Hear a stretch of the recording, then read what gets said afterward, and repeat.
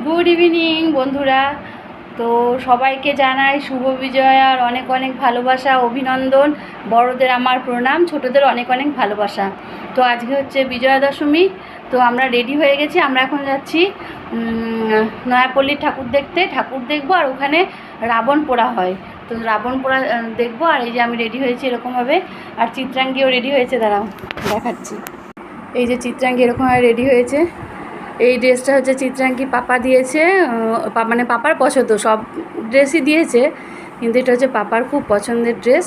তো রেডি হয়ে গেছে, সুন্দর লাগছে। এবার শুধু শ্যুটা পরবে, তাহলেই হবে। চলো, খুব সুন্দর লাগছে, চলো যাওয়া যাক তাহলে। আর চঞ্চল বাইরে ক্যাব বুক করছে, তো যাব। কেমন লাগছে বলো? এই ড্রেসটা পরেছি, দেখে, হ্যাঁ ফুল দেখাচ্ছি, দেখাবে। যেরকম রেডি হয়েছি আমি, এই ড্রেসটা পরেছি, এই চুড়িটা পরেছি।